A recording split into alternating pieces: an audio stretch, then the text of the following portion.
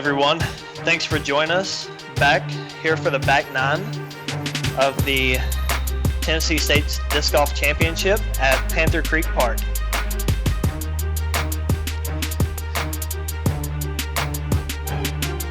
Doing commentary today will be myself, Chris Dickerson, and Travis Chumley. Hey guys, I'm Travis.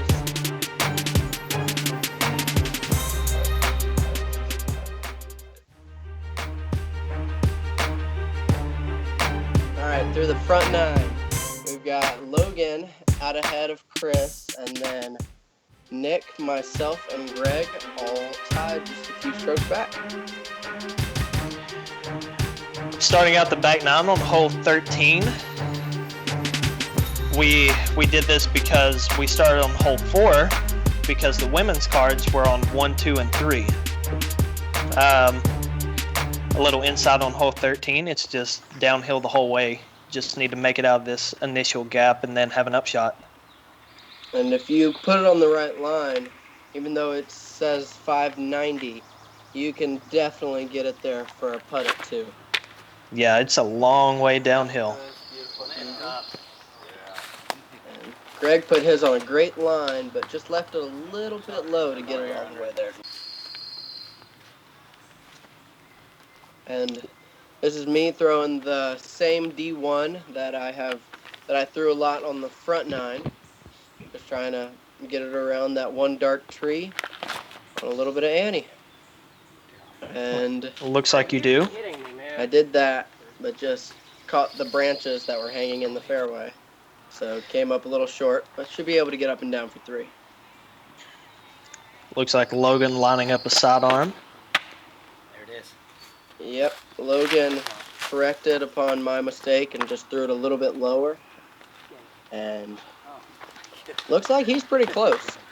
Yeah, it looks like he's going to be putting on this par 4. Mm-hmm. He is definitely going to be inside the circle and have a pretty short look at 2. And this surprised me. I figured he would throw a sidearm. Yeah, for sure. Anytime Nick Good idea, though. isn't throwing a sidearm when I am, I'm surprised because he's got a really smooth sidearm. But he was able to get it out there, and he should be able to get up and down for 3 pretty easily. Yeah, so far everybody's made it out of this initial gap, so no pressure. Yeah.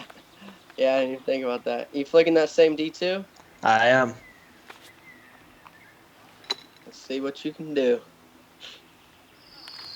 Oh, baby. Mm-hmm. Can Ooh, you- baby. Yeah, that's a great. Ooh, Yeah, baby. that looks pretty good. And looks like you're gonna have a putt on this par 4. Yeah, I would not have expected that by playing the practice round. I just wanted to get out of the gap. And then Nick and I tossed up. Should have pretty easy looks at 3. And then if you look at Gregg's shirt here, you can see a giant spider crawling up his back. I don't know if that inspired him or something, but he bangs this putt. And everyone, the whole gallery, right once he came back, they were like, "Oh my gosh, you had a spider on you! Is it still on you?" But that was just an incredible putt for 2. Probably, what, Yeah. 70 feet or so? Yeah, at least 65 to 70 feet. Yeah. What was that? Not a bad layup there. Yeah, that was a good layup. And Logan from probably 25 for his 2. And he puts it dead center. Mm-hmm. 2 eagles so far on this hole. Mhm.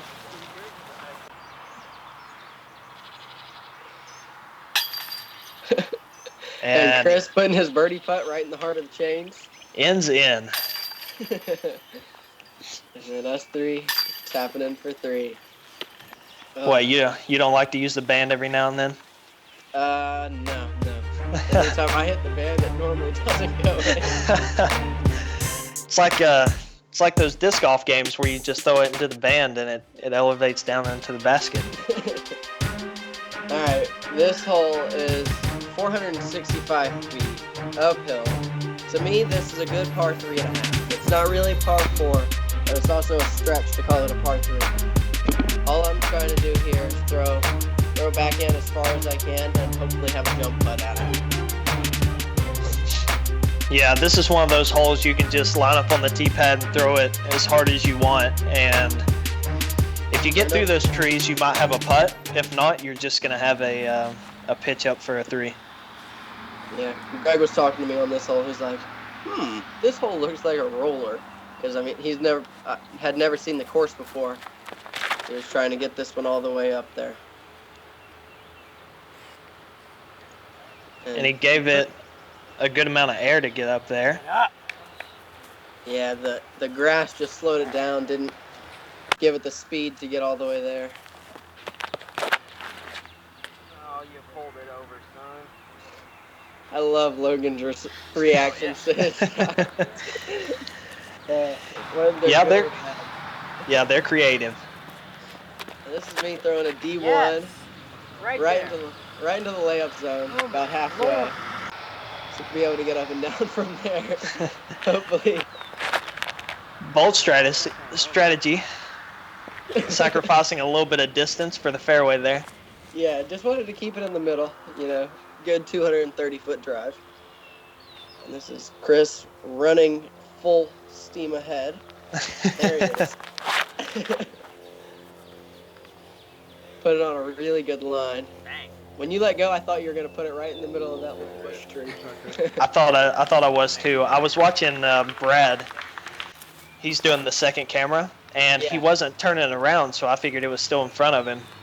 But as the disc went over top of him, he started to turn. Yeah. It fooled me, broke my ankles. And Nick hit something weird. It didn't flare forward. It just kind of bounced upward, which was unexpected on his upshot. So he's going to be left with a tester putt for his 3.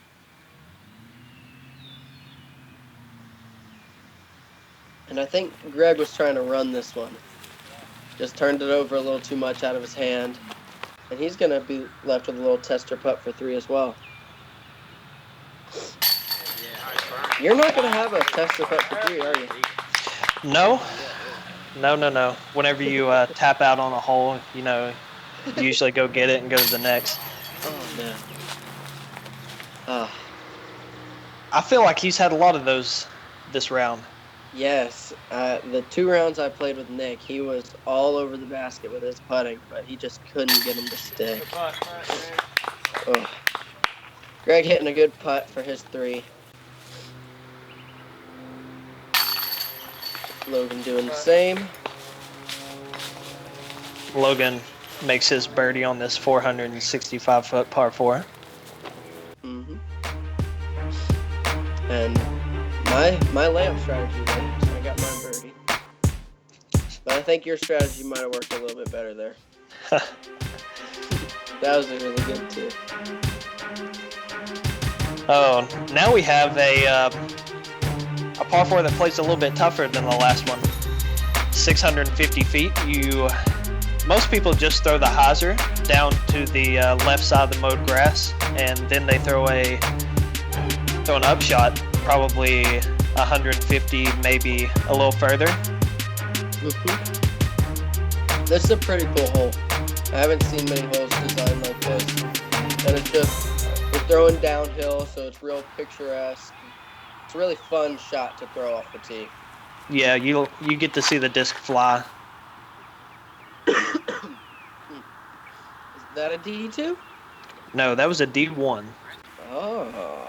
I think I felt a little bit of a headwind. I really didn't want to turn it over into those trees. Yep. And Gregg leaving his a little low, but he's still up there. Should have definitely have a look to get up and down for his birdie.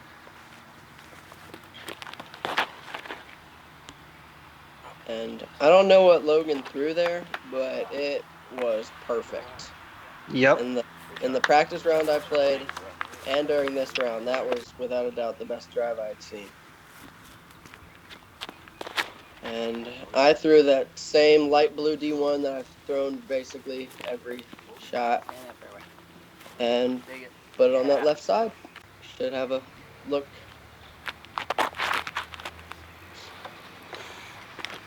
Nick's backhand is so smooth. Mm-hmm. Like it doesn't look like he's trying to throw it far at all. It's just smooth, and it just kind of floats on out there. Seems like every part of his game is smooth. Mm-hmm.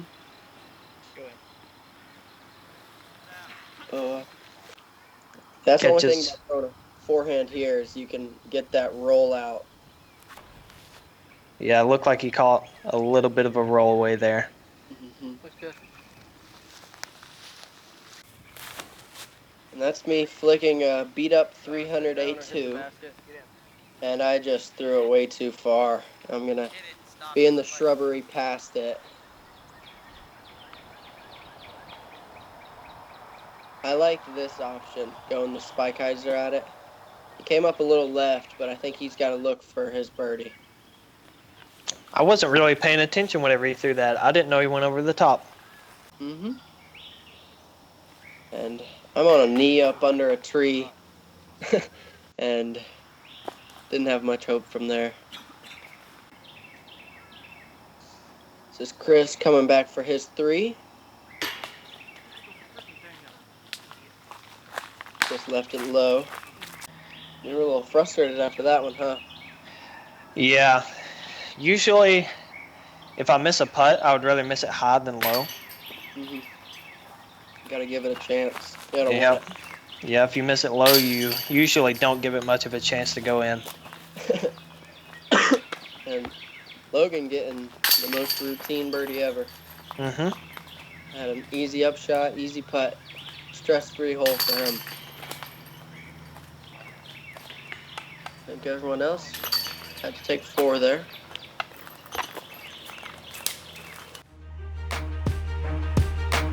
Yep, so Logan's distancing himself from the field a little, getting 3 ahead of Chris, and then a lot ahead of everyone else on the card. And this hole has 2 options. You have the low sidearm taking the route that the drone is flying, and then you also have a Spikeiser over everything.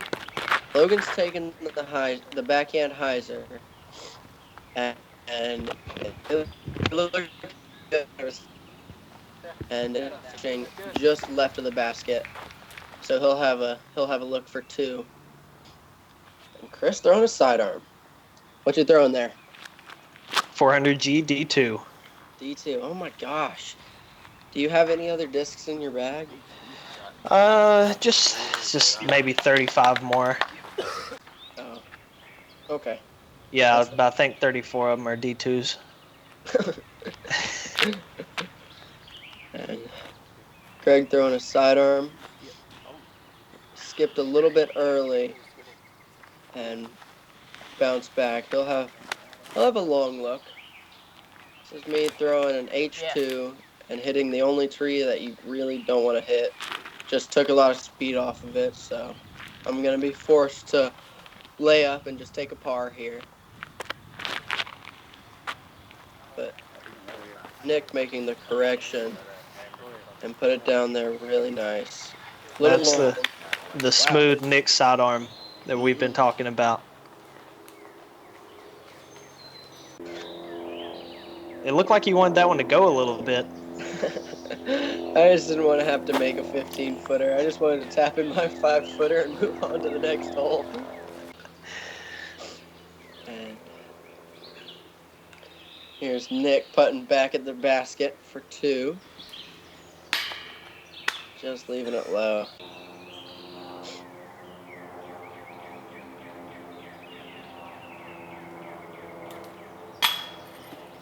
Hey, you did what you wanted to do. Exactly. I was going into that putt telling myself, you're not going to miss this one low if you do miss. Oh, no. And this is Gregg coming back for 3. He's able to convert. And myself doing the same.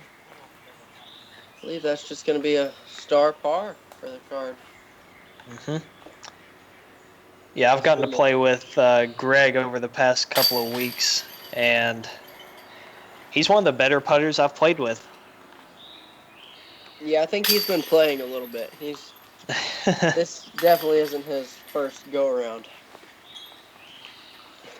This is the first time I got to play with Gregg, so that was fun.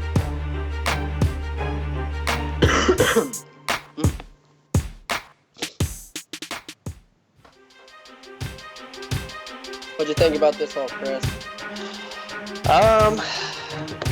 My initial thought is it's a really good par 4, but they have it listed as a par 5. That's how I feel about a lot of holes on this course.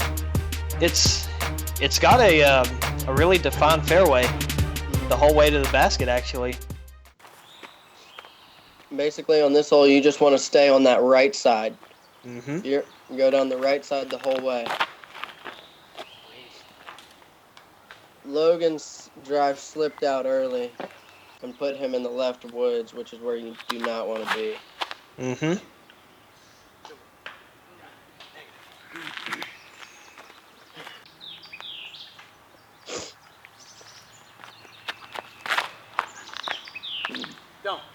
Barsby hits the gap, but he catches the only thing in the fairway.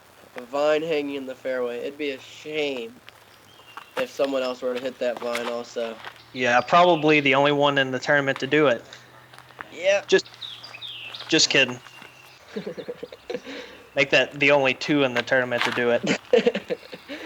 Yeah, that vine was not in my head at all, and like never even once crossed my mind about hitting it. Nick showed us how we actually wanted to play this. This shot here surprised me. Here's Spikeiser over the trees to advance about 180 feet up the fairway. Yeah, I think that's the hardest I've thrown a disc to get it to go 180 feet. At first, yeah, he got a pretty unfortunate roll there. He was just trying to pitch out, and it just kept going. Mm-hmm. Yeah, that shot, I threw a roller, and I thought it was perfect, and I just hit the one tree I needed to miss. Gregg threw a really nice shot to get on up there. He should be able to get up and down for 4, birdie 4, no problem. Logan throwing a flick through that backside gap. And this is a weird shot. Basically, all I had was like a weird turnover flick, and I just turned it a little too much and didn't really leave myself much of a look for 4. Yeah, I think we were in similar spots, just you were maybe 20 feet further back than I was. Mm-hmm.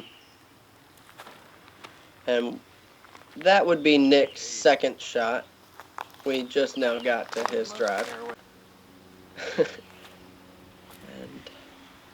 Logan pitching up.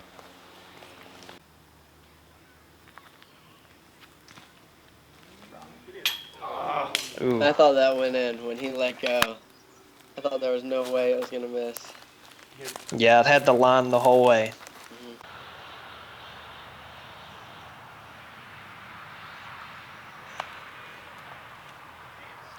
You didn't hit band on that one. No, you can't be scared of a putt. Nah. Looks like Nick did a similar thing. Logan was not scared. He jammed that in there. Mm-hmm. And Nick able to convert on his 4. He can't really be upset with a 4 on this hole, though. No. Just because so many people like myself are going to get in trouble off the tee. And with a 4, you're really not losing strokes to anyone. Yeah, we had 2 4s and the rest 5, so. But this is a good hole. This is 365 feet, but you go kind of over this ridge, so you can't see the base of the basket from the tee. You can go forehand hyzer or backhand hyzer, or just straight at it really. It's just 365 feet with nothing in your way, except for like 3 trees. Yeah, this one is probably one of my favorite holes on the course. This is a really, really well-designed hole. And Gregg's about pin high, maybe a little short, but just left. And Nick just turned his over a little too much where it didn't have time to fight back towards the basket.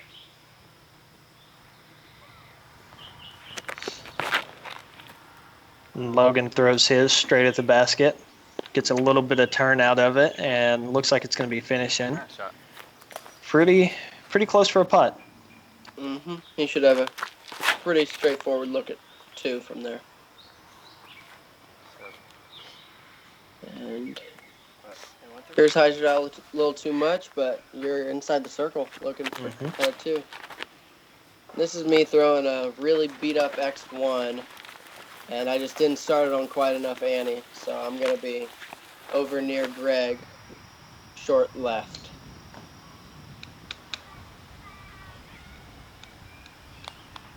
That was a good out by Nick.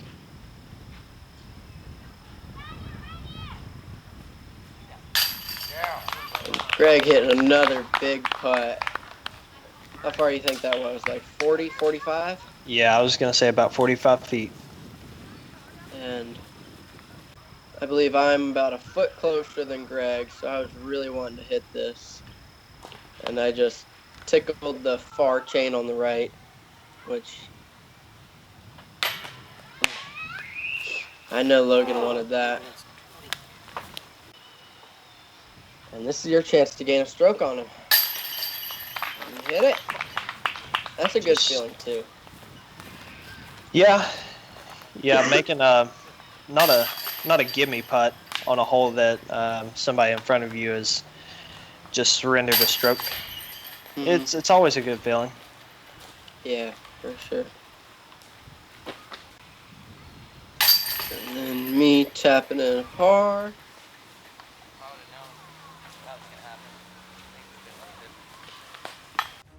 On to hole 1.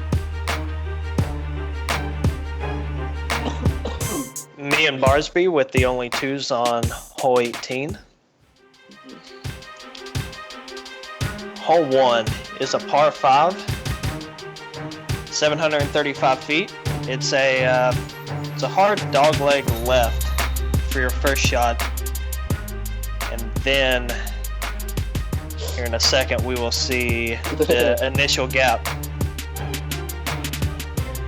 From a distance, if you don't get close enough to this gap, you've kind of got a weird angle to deal with. But if you throw far enough off the tee for your first shot, you can have more of a straight line up this fairway. And that was my play on this hole. I just wanted to throw. I wanted to push straighter rather than fading out left. And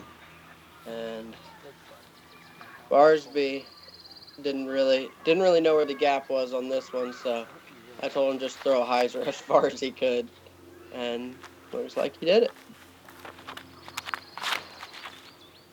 And you went with a high hyzer here. Yeah, maybe a little bit higher than what I wanted. I didn't quite get it as far over to the tall stuff in front of the tee as I wanted. And with how much Logan had been throwing backhands all day, this surprised me that he flicked this hole. Yeah, I don't know what the advantage would be throwing a sidearm off the tee. Yeah. It's kind of a weird angle, the way the tee pad is, but still, to me, the only shot here is backhand. Yeah, if the tee pad were out in the field a little bit more, I think it would be a really tough par 4, but where they have it now is just, it gives it that extra, just kind of that extra turn. Angle. Yeah. Yeah. I think that's what makes it a par 5. And for me, this second shot is basically you aim at there are 2 trees that are like connected together, and I just tried to throw it at those as hard as I could on a little bit of hyzer, and just hope to filter through up towards the basket. Mm-hmm. Looks like you went just in front of those trees you were talking about. Yep, gave myself about a 30-ish footer for 3. Looks like Nick turned his a little too much, but I think he got on up there. Where's yours at? Yeah, he's in the woods, so if you get in the woods on your second shot, it should be a pretty easy up and down. For sure. And Barsby hyzer just inside that double tree, so he'll have a look. You throwing 400G D2 here? Nope, that one's actually a D1. Oh my gosh, man. And you went around the 2 trees, but you're up there looking at it for sure. Yeah, from my angle, I couldn't really throw inside of those, and I was just hoping there was a backdoor route. Yeah. Oh.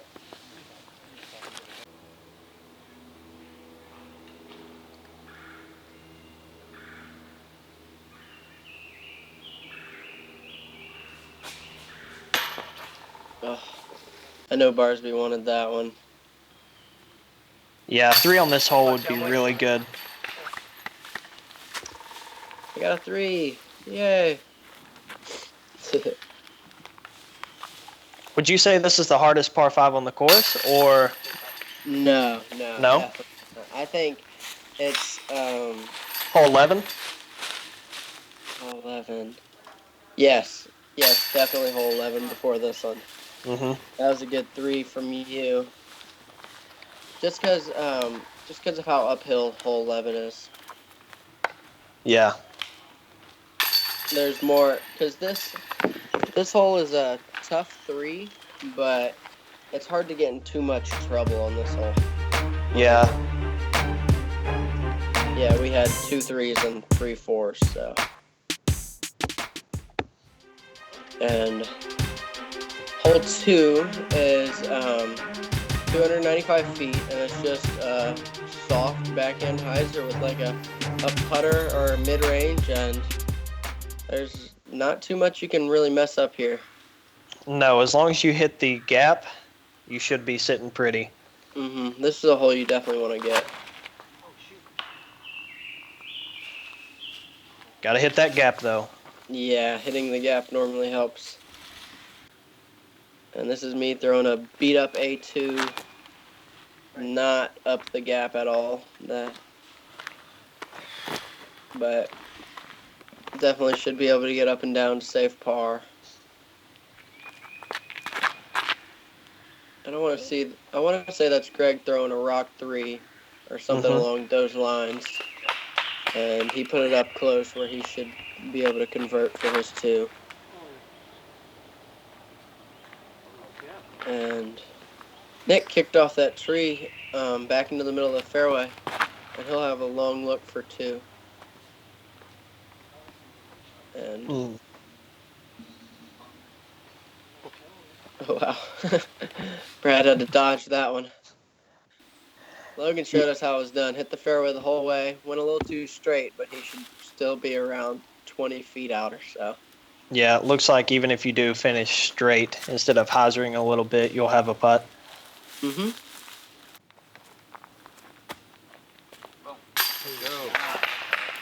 that is the Nick putting that I was expecting the whole round.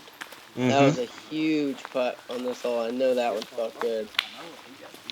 Yeah, I'm glad that that one stayed in after all the ones that just barely came out. For sure. You tapping in your 3, no problem. And then Logan for his 2, dead center. It kills me how hard he putts. Like, when he's on, it's on, but Yeah. sometimes I'm surprised the basket's still there after he's done. Yeah, he really likes to jam them in there. Gregg hitting a good putt for 2. And me tapping out for 3. And now we will move on to hole 3. Logan's got a 2-stroke lead over Chris. And this is our last hole of the round. Finishing up with a par 5, 625 feet. Slim fairway for the for the beginning of the hole, and then it opens up once you start to approach the green. To me, this hole is, I love the idea, but I think you need to clean like three trees up out of the middle of the fairway and call it a par 4. Yep. I think it'd be a great hole. I agree. After this hole. Nick.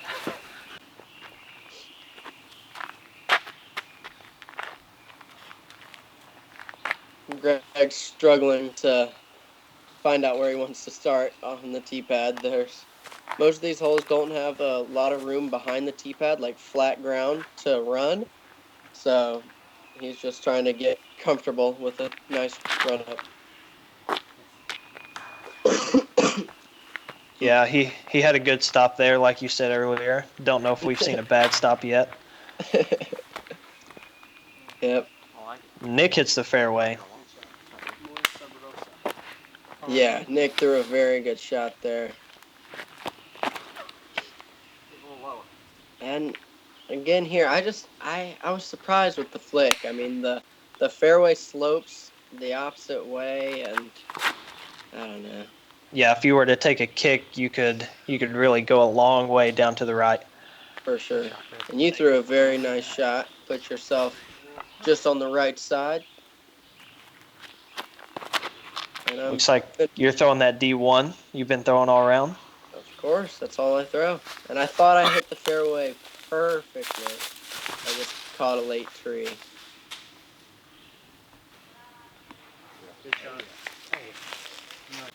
Gregg Really good sidearm from where Gregg was. And Logan surprised me pulling out the flick roller here, but he threw it very well from in the trouble he was in. Yeah, this being a new course, there's still a lot left on the ground in the fairways. For sure.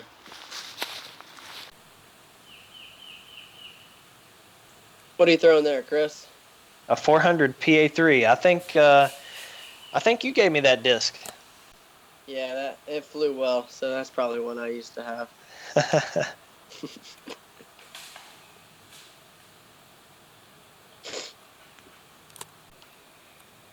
see. There. Barsby for his third shot. Yep, throwing that KC AVR. And put it nice and close. And that's Logan. Throwing a very nice up shot. Should be able to get his 4.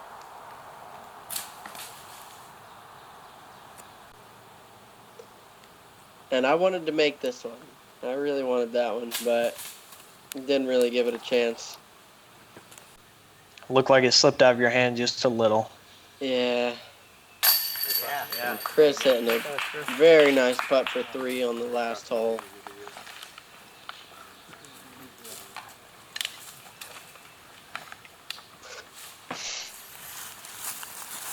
So you got 1 on Logan, so that puts you 1 back, I believe, going into round 3. Uh-huh. And I think I'm like, 15, 20 back, so it should be a battle. I don't know about all that, being 15 or 20 back. And that was me thinking that there was a stick on the ground, but it was actually a root, so you probably don't want to remove those. No, roots are usually pretty tough to remove. They are not dead and unattached most of the time. And Nick getting situated to tap in his putt to end of the round. Nick taps in his birdie to finish up our 18 holes. Yes, sir.